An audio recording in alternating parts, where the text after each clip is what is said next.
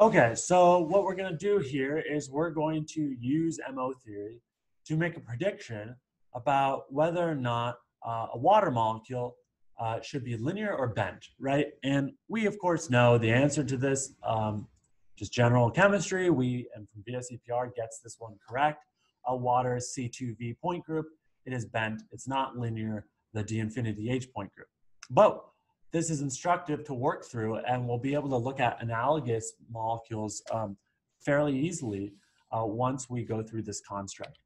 So, you could construct both MO diagrams individually and compare the energies. It's much easier to do this Walsh diagram approach. And this is also known as a correlation diagram, okay?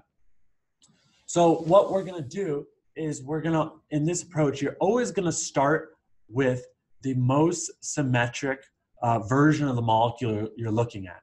So in this case, linear is more symmetric than bent, right? Linear has infinite number of symmetry operations. C2V only has 4. And so we're going to start with the linear molecular orbital diagram for water. Now, luckily, water is H2O, and we did a very similar MO diagram earlier in chapter 5. And so a lot of our work is already done for us. It was the same point group. It was D infinity H. And so linear water is also D infinity H. This was beryllium hydride. And we also have hydrogen ligands, right, in both cases. So the only thing that's really changed is we've gone from beryllium to oxygen. Both beryllium and oxygen are in the second row on the periodic table. And we have the same ligands, like I said. So this is going to be the same basic diagram, which is great. And, we can talk about all AH2 molecules where A is actually any main group element. And we already know that MO diagram, the basic structure of it, okay? It doesn't even matter if you're in third row or fourth row, you still only have P's and S's involved in bonding. Remember, during chapter 4, I told you that computations have shown that even for the heavier row main group elements, the D or F orbitals, specifically we're talking about D then, are never involved in bonding. Okay, so main group elements simply can be described with S and P bonding. And here, that allows us to look at a wide range of hydrides. All right, so there's a series of rules that we're going to use. These are our Walsh Diagram rules that tell us what to do when we're making these correlation diagrams. And the first rule is that if you lower the symmetry, and in doing so, you create 2 orbitals of similar energy and the same symmetry, these orbitals will mix and be driven apart in energy. So this rule, comes about just from the fact that just like in an MO diagram, like for carbon dioxide, we saw at the end of chapter 5, once we did all the work coming up with the MO diagram, there were some orbitals that had the same symmetry, actually 2 sets that had the same symmetry and similar enough energy that they would have mixing, right? And then they would further mix and drive apart energy. So this is the same idea here. Rule 2 is that, so rule 1 is the mixing rule. Rule 2 is saying that if you have increased central atom, that's A, ligand, that's L, bonding, that's going to stabilize your orbital energy, okay?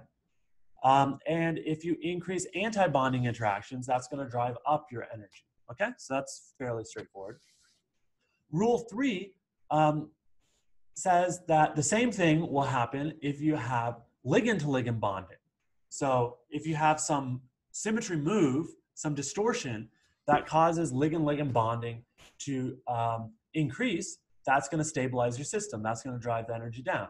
Conversely, if you increase ligand-ligand anti-bonding, that's going to drive the energy up. And importantly, these rules, I've listed them in order of importance. So the mixing rule, rule number 1, trumps rule number 2, okay, which is more important than rule number 3. So you might have a case where all 3 of these rules are happening. Rule 1 says your energy should go up, rule 2 says your energy should go down, and rule 3 says your energy goes down, for example. Well, rule 1 said energy goes up. Rule 1 is the most important rule, so energy will go up. That's the prediction. So those are the rules. And so how do we apply them? Well, here I'm just showing you the MO diagram of a linear AH2 molecule. I just borrowed this right from the beryllium hydride molecular orbital diagram that we already derived.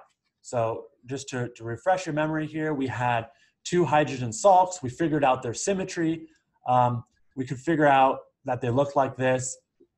And then on the central atom, before it was beryllium, but now it's just a generic central atom, we have a 2s orbital and a 2p orbital. We mixed things of same symmetry, so we had a pz orbital of sigma u plus here that could mix with the sigma u plus salt of the hydrogens made from 1s orbitals.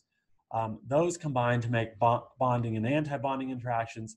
And then we had the 2s orbital here, which was sigma g plus symmetry that could combine with the other salt in a bonding and anti-bonding way.